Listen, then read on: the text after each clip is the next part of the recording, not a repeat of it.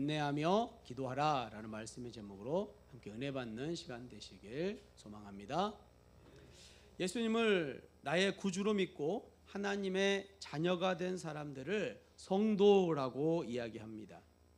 성도의 사전적 정의를 보면 거룩한 무리, 그리스도를 믿고 하나님의 자녀가 되어 거룩한 공동체의 일원으로 부름받은 자라는 뜻입니다. 한마디로 성도는 온전히 하나님에게만 속한 자, 그리스도인을 말하는 것이죠. 그리스도인은 그리스도 안에 살아가는 사람, 다시 말하면 그리스도 때문에 살아가는 사람입니다. 성경은 이 성도 그리스도인에게 요구되는 덕목이 있습니다. 갈라디아서 5장은 성경의 9가지 열매를 말하는데요. 5장 22절에서 23절입니다. 오직 성령의 열매는 사랑과 희락과 화평, 오래 참음과 자비와 양성과 충성과 온유와 절제니 이 같은 것을 금지할 법이 없느니라. 아멘. 성령의 열매, 사랑과 희락과 화평, 오래 참음, 자비, 양선, 충성, 온유, 절제이죠. 이어서 바울은 성령의 열매를 맺기 위해서 요청을 합니다. 24절 우리 함께 합니다. 그리스도 예수의 사람들은 육체와 함께 그 정욕과 탐심을 십자가에 못 박았느니라. 아멘. 육체의 정욕과 탐심을 버리는 것이죠. 우리 인생은 누구나가 육체의 정욕과 탐심이 있습니다. 가장 큰 정욕은 물질과 돈이겠지요. 물질은 악한 것이 아닙니다. 하지만 물질을 어떻게 사용하느냐에 따라서 일만하게 뿌리가 되는 것이죠. 오늘 본문에서 누가는 이 육체의 정욕과 탐심을 십자가에 못 박은 한 사람을 소개합니다. 지난 시간 나눈 것처럼 목격자요 말씀의 일꾼된 자로 살아간 첫 번째 인물인 세례 요한이지요. 본문은 세례 요한의 출생을 다루고 있습니다. 오늘 세례 요한의 출생을 통하여 성도로서 어떠한 덕목을 갖추어야 하는지 우리의 신앙을 점검하는 시간 되시길 주님의 이름으로 축원합니다. 5절 말씀 다 같이 함께 봉독합니다. 유대 왕 헤롯 때에 아비야 반열에 제사장 한 사람이 있었으니 이름은 사가랴요 그의 아내는 아론의 자손이니 이름은 엘리아사벳이라. 아멘. 어느 때라고 이야기하고 있죠? 유대 왕 헤롯 때라고 이야기하고 있습니다. 복음서 말씀에는 헤롯이 여러 차례 나오는데 여기에 헤롯은 헤롯 대왕이라고 불리는 왕입니다. 기원전 37년부터 4년까지 유대 사마리아 갈릴리 주변 지역을 통치했던 헤롯 대왕은 예수님의 탄생 조금 이후에 죽음을 맞이하지요. 이후에 등장하는 헤롯들은 그의 아들들을 이야기합니다. 헤롯은 이두메인 곧 에서의 후손입니다. 당시에 이스라엘은 로마의 통치 아래에 있었는데 헤롯은 유대 지방뿐만 아니라 사마리아와 그 위에 갈릴리, 시리아 등의 유대인들이 사는 모든 지역을 다스렸습니다. 헤롯은 왕으로 농업을 장려하고 경제적인 기반을 잘 닦은 그런 업적이 있었습니다. 그러나 동시에 자신의 왕위를 위협하는 자들, 아내, 장모, 아들들까지도 죽이기를 서슴지 않은 그런 악한 왕이었죠.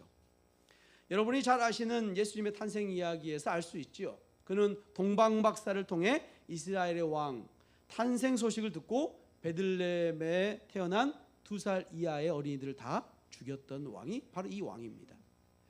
헤롯 왕의 시기는 우리나라의 일제 강점기처럼 어둡고 힘든 시기였습니다. 단지 헤롯 때문만이 아니었습니다. 이스라엘의 역사를 보면 하나님의 영광이 성전을 떠나고 이스라엘 백성들은 포로로 끌려갔으며 성전은 무너졌죠. 포로 생활을 마치고 그들이 다시 돌아와 성전을 재건했지만 하나님의 영광은 다시 돌아오지 않았습니다.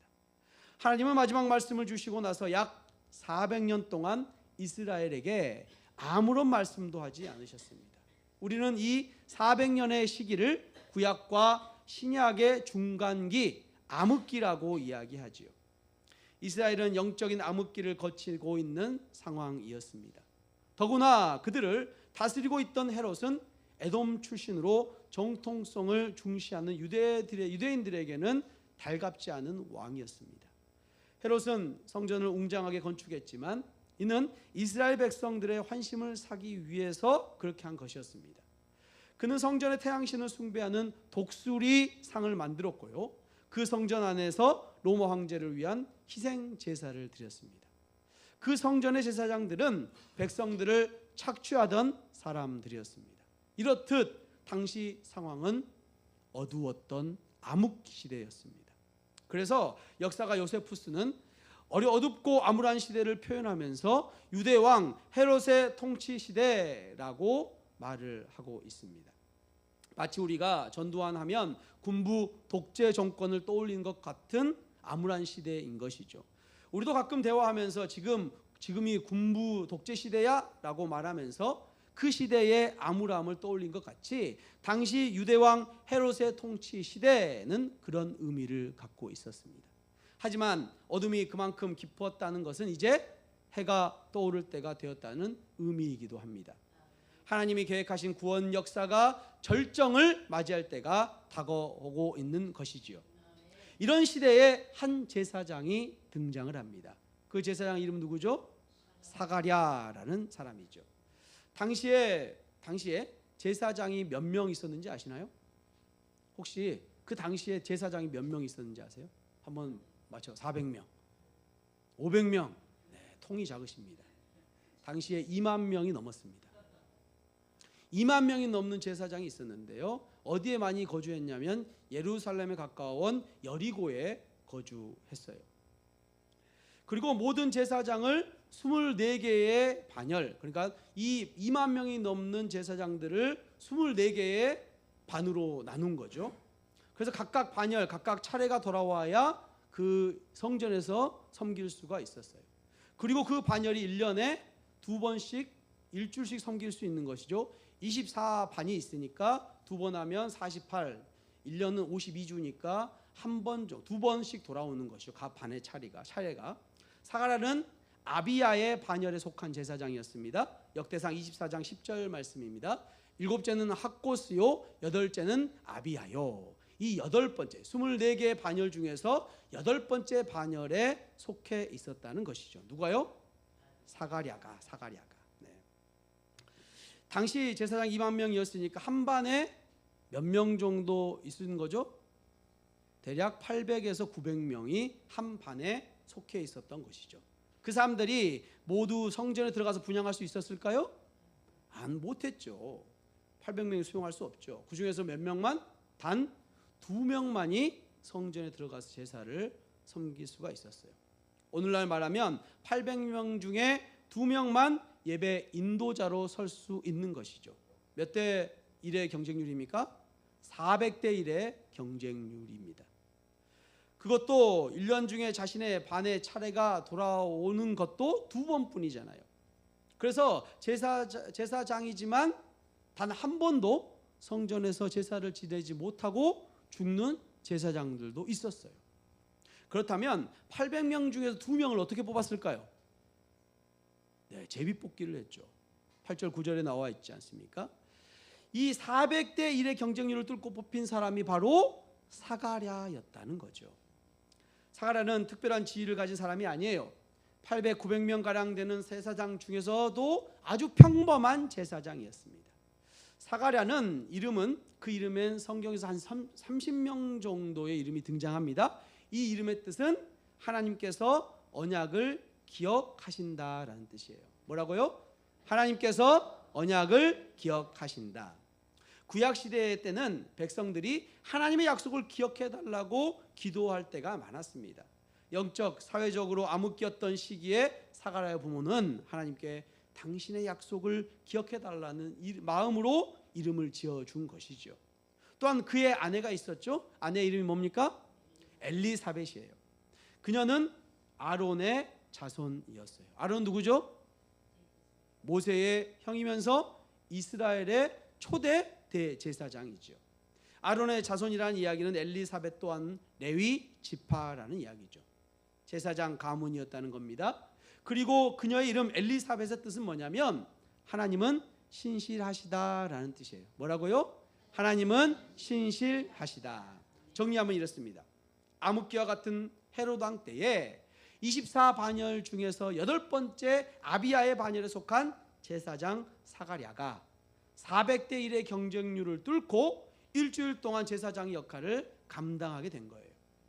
그리고 그의 이름 사가랴는 하나님께서 언약을 기억하신다라는 뜻을 가지고 있어요.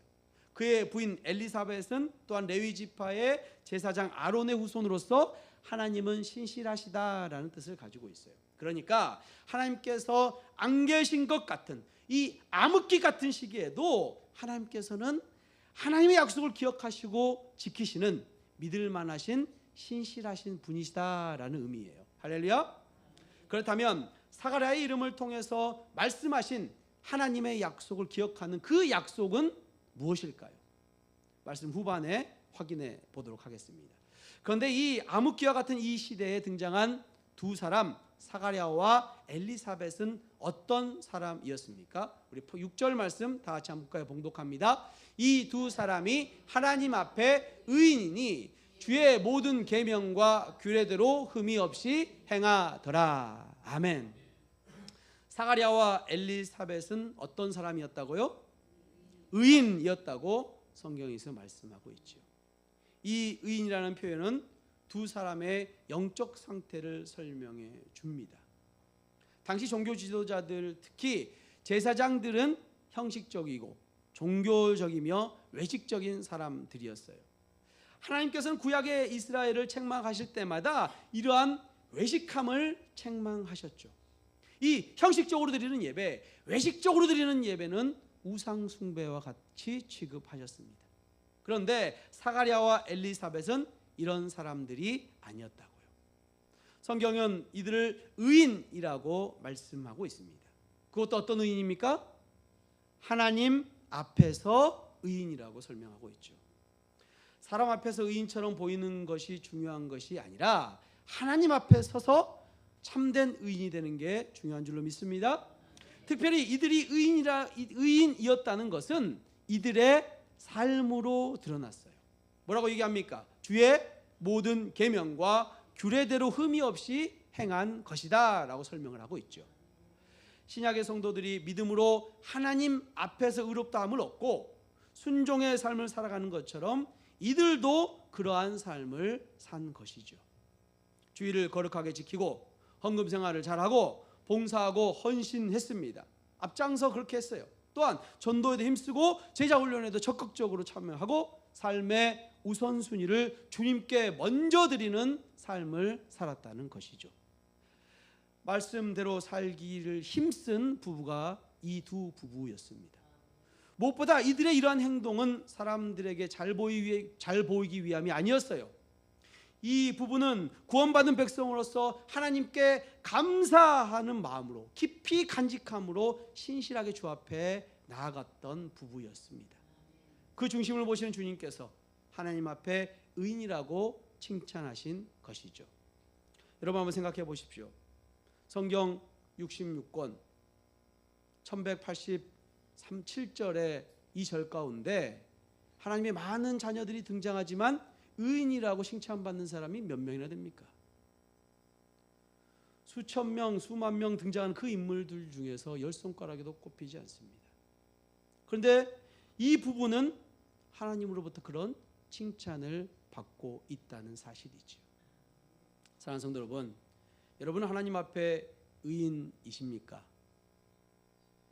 의인으로서 구원받은 자로서 모든 계명과 규례대로 흠없이 행하고 있느냐 하는 것입니다. 하나님으로부터 구원의 은혜를 받은 자들은 반드시 그에 합당한 열매를 맺어야 합니다. 맺게 되어 있어요. 서두에도 말씀드린 것처럼 성령의 9가지 열매를 맺어가게 되어 있지요. 사과나무는 사과 열매를 맺어야 하고 포도나무는 포도 열매를 맺는 것 당연합니다. 물론 그 과일의 양과 품질의 차이는 있을 수 있지만 열매를 맺는 건 당연한 것이란 거죠.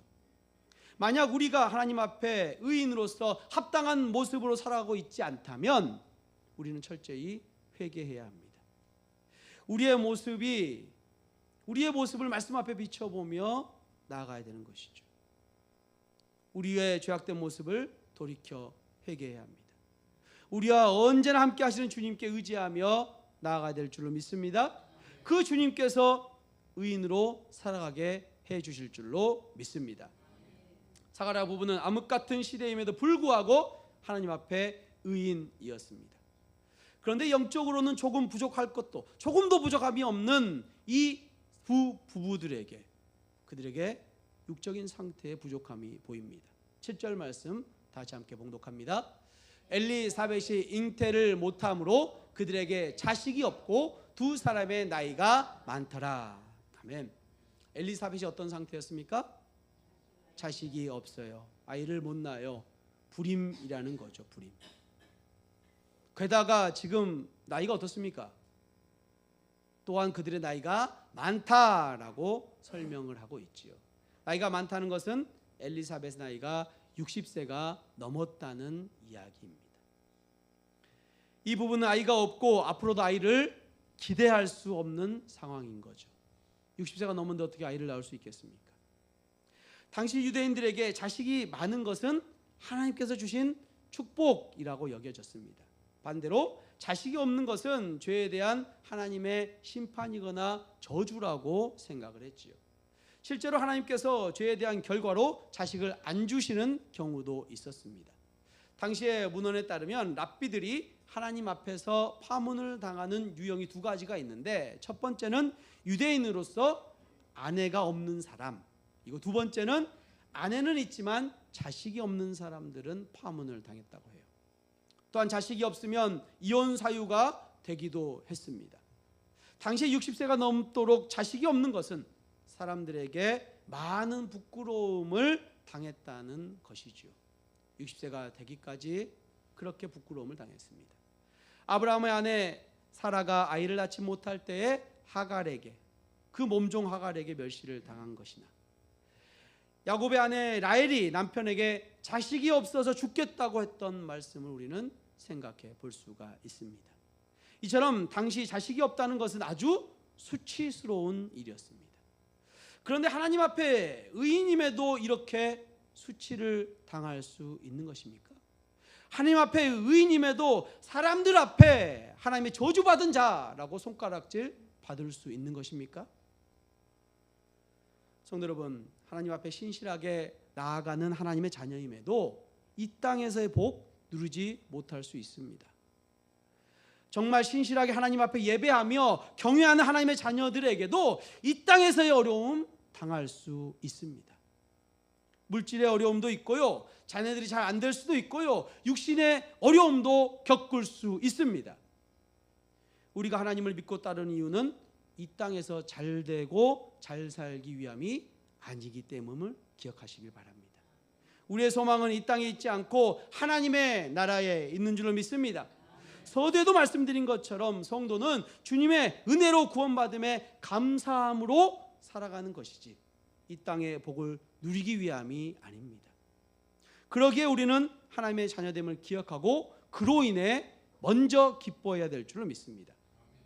그러나 또한 기억할 것은 이 세상 만물을 창조하신 아버지 되신 하나님께서는 자녀된 우리가 이 땅에서 살아감도 외면하지 않으시고 채워주실 줄로 믿습니다. 그러기에 이 땅에서 누리는 복은 덤으로 채워주시는 것이지요. 8절 9절 말씀 우리 함께 봉독합니다. 마침 사가랴가 그 반열의 차례대로 하나님 앞에서 제사장의 직무를 행할세 제사장의 전례를 따라 제비를 뽑아 주의 성전에 들어가 분향하고. 아멘. 1년에 2번 찾아오는 반열에서 제비를 뽑아 사가랴가 제사장으로 들어갈 수 있게 됩니다. 사가랴에게 이보다 더 큰 특별한 일이 있을 수 없었죠. 성전에 들어가는 분향하게 된 것입니다. 무려 400대 1의 경쟁률을 뚫은 것이죠. 60평생을 제사장으로 살아도 성소에 들어가서 하나님께 분향하지 못했던 사가랴가 지금 기회를 잡은 것입니다. 일생에 딱 한 번 올까 말까한 기회를 잡은 것이죠. 얼마나 기뻤을까요? 얼마나 행복했을까요? 들뜬 마음, 경건한 마음, 엄숙한 마음으로 들어가게 되었을 것입니다. 10절 말씀입니다. 함께 합니다. 모든 백성은 그 분향하는 시간에 밖에서 기도하더니. 아멘. 성소에 들어가면 분향하는 단이 있는데 그 위에 숯불을 놓고 향을 뿌려야 했습니다. 그 향의 연기는 우리의 기도가 하나님께로 올라간다는 것을 상징합니다.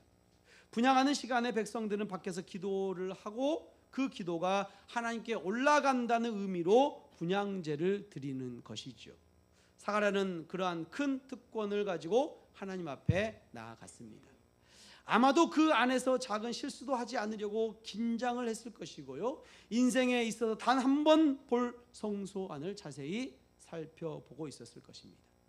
사가랴의 일생의 가장 하이라이트가 되는 순간이었을 거예요. 그리고 이제 정말 특별한 일이 일어나게 됩니다. 11절에서 13절 말씀 함께 합니다.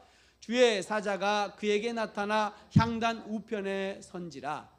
사가랴가 보고 놀라며 무서워하니 천사가 그에게 이르되 사가랴야 무서워하지 말라. 너의 간구함이 들린지라. 내 아내 엘리사벳이 내게 아들을 낳아 주리니 그 이름을 요한이라 하라. 아멘. 하나님께서는 다니엘 때에 천사를 보내신 후에 무려 500년 동안 인간에게 천사를 보내신 적이 없으십니다.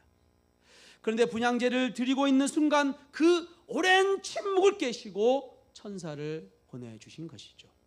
그것도 사가랴뿐 아니라 온 인류에게 중대한 사건이었습니다. 사가랴는 놀라고 무서워하였습니다. 천사를 보자마자 이제 나는 죽겠구나라는 생각을 하게 됐을 거예요.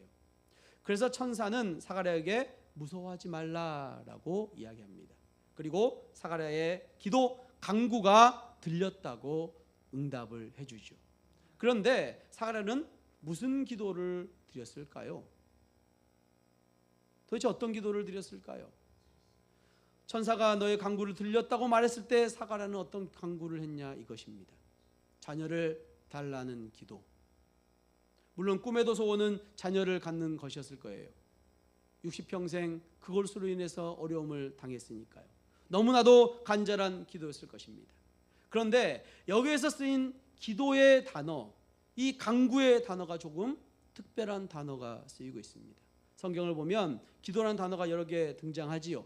우리말에도 기도, 간구, 중보 등 여러 단어들을 사용하는 것처럼요. 특별히 누가는 이 단어를 아주 특별한 기도할 때만 사용되는 단어 사용했습니다. 사도행전 1장 14절 말씀 우리 함께 합니다. 여자들과 예수의 어머니 마리아와 예수의 아우들과 더불어 마음을 같이하여 오로지 기도에 힘쓰더라. 아멘. 지금 예수님께서 부활하셔서 40일 동안 제자들과 함께 있으셨죠. 그리고 승천하시고 나서 마가의 다락방에 예수님의 제자들이 모여있는 상황이에요. 예수님께서 승천하시면서 하신 마지막 유언 때문이죠. 어떤 유언을 남기셨습니까? 성령을 기다려라. 예루살렘 떠나지 말고 성령을 기다리라고 얘기하셨죠. 이들은 예수님의 12 제자들과 함께 120명의 문도들이 모여 있었습니다. 이들이 한 자리에 모여서 무엇을 하고 있었습니까? 기도하고 있었다는 것이죠. 무슨 기도를 드렸을까요? 어떤 기도를 주님께 드렸을까요? 아니 예수님도 이제 승천하시고 이제 할 일이 없으니 새로운 직장을 주옵소서라고 기도했을까요? 먹고 살 길을 열어달라고 기도했을까요? 3년 동안 예수님을 따라다니느라고 직장 다 잃었으니까 조금 책임져 주셔야 될 것이 아닙니까? 라고 기도했을까요? 아니면 3년 동안 주님 열심히 따라다니다가 제가 허리 디스크도 왔어요. 무릎도 아파가지고 골골해가지고 이제 걷지도 못하니까 건강을 다시 주세요 라고 기도했을까요? 그렇지 않지요. 그 다음 나오는 사도행전 2장을 보면 이들의 간절한 기도에 어떤 응답이 있었는지가 나오죠. 어떤 응답이 있었습니까? 성령이 임하게 되지요. 할렐루야. 그렇다면 이들은 어떤 기도를 드렸습니까? 무엇을 기도했습니까? 그들은 주님이 약속하신 새 언약 시대에 성령을 주옵소서라고 기도한 거죠. 예수님께서 승천하시면서 마지막 예언했던 마지막 그 유언을 기억하면서 성령을 달라고 기도한 것입니다. 예수 그리스도의 영을 부어주셔서 주님의 나라를 위해 살겠다고 간절히 기도한 줄로 믿습니다. 그렇습니다. 누가가 쓰고 있는 이 특별한 기도, 이 단어에도 오늘 본문이 똑같은 기도의 단어가 쓰고 있는데 개인적인 소원을 비는 기도가 아니라는 사실이죠. 그의 나라와 그의 의를 구하는 기도였습니다. 마태복음 6장 33절 우리 함께 봉독합니다. 그런즉 너희는 먼저 그의 나라와 그의 의를 구하라. 그리하면 이 모든 것을 너희에게 더하시리라. 아멘. 사가랴가 드린 기도 또한 개인적인 기도가 아니었습니다. 사가랴 부부는 하나님 앞에 의인이었습니다. 그들의 행실이 하나님 보시기에 그러했다는 것이죠. 그 이야기는 그들이 기도가 자신들의 삶만을 위한 기도가 아니었다는 사실이에요. 그는 이스라엘 구원과 메시아의 도래를 위해 기도했습니다. 유대 왕 헤롯 때 암울한 이 400년의 시대를 벗어날 수 있도록 주님 약속하신 메시아를 보내주옵소서라고 간절히 기도했던 거예요. 그래서 하나님께서는 사가랴의 이름을 주셨지요. 하나님께서 언약을 기억하신다. 그 하나님은 신실하시다. 성경은 300여 곳이 넘는 곳에서 메시아를 약속하셨습니다. 그 구원의 메시아가 속히 오셔서 이 시대에 빛으로 인도하여 주옵소서라고 간절히 기도한 거예요. 그리고 천사는 그 기도의 응답으로 엘리사벳이 아들을 낳을 것이라고 말해주는 것이죠. 바로 요한, 세례 요한을 낳을 것을 예언합니다. 그렇습니다. 요한을 통해 하나님의 뜻을 이루실 말씀을 한 것이죠. 요한은 예수님보다 몇 개월 앞에 태어났습니까? 6개월 앞서 메시아의 길을 예비하는 자로 태어났지요. 구약의 마지막 말라기서를 마치면서 이렇게 약속하셨습니다. 말라기서 4장 5절 말씀 우리 함께 합니다. 보라, 여호와의 크고 두려운 날이 이르기 전에 내가 선지자 엘리야를 너희에게 보내리니. 아멘. 예수님께서는 마태복음 17장에서 엘리야가 세례 요한임을 말씀해 주십니다. 사랑하는 성도 여러분, 하나님께서는 사가랴 부부의 간절한 기도에 응답해 주셨습니다. 그 기도는 아이를 갖지 못한 기도가 아니었죠. 물론 그 기도도 있었지만 중심의 기도는 하나님의 나라와 의를 위한 기도였습니다. 메시아를 보내주셔서 이 칠흑 같은 암흑 같은 아무런 음성이 없고 선지자도 없는 하나님이 살아계시지 않는 것 같은 이 흑암에서 주님 속히 오셔서 빛이 되어 주시라고. 더 놀라운 사실은 하나님의 나라를 위하여 기도할 때에 사가랴 부부에게 자식을 주셨다는 사실이죠. 할렐루야. 그의 나라와 그의 의를 구하라. 그리하면 이 모든 것을 더하여 주실 것이라. 할렐루야. 우리가 우리의 어려움을 인내하며 하나님의 나라를 위한 기도할 때 하나님의 뜻을 이루어질 줄로 믿습니다. 뿐만 아니라 우리의 필요도 주님께서 개인적인 기도도 응답해 주실 줄로 믿습니다. 성도 여러분, 우리는 어떤 기도를 드리고 있습니까? 우리의 유익을 위해서만 기도하고 있지는 않습니까? 주님이 원하시는 의인의 기도는 하나님의 나라를 위한 기도입니다. 주님께서는 말씀하셨죠. 구하고 찾고 두드리라고 말씀하셨어요. 그러기에 우리는 우리의 필요 주님 앞에 구해야지요. 주님께 기도해야지요. 주님께 간구해야지요. 그러나 그것이 우리의 기도의 전부가 되어서는 안 된다는 사실입니다. 우리가 원하고 찾고 구하는 것 먼저 그 기도하기 전에 주님의 나라와 의를 먼저 구해야 될 줄로 믿습니다. 주님 가르치신 기도가 그것을 예언하고 있지 않습니까? 얘기하고 있지 않습니까? 우리의 기도를 점검해 보기 원합니다. 우리의 기도를 주님이 원하시는 기도로 드리며 인내할 때 주님의 뜻이 이루어질 줄로 믿습니다. 그의 나라와 그의 의를 위하여 간절히 기도하며 인내하는 주님의 은혜교회 성도님들 되시길 주님의 이름으로 축원합니다. 아멘.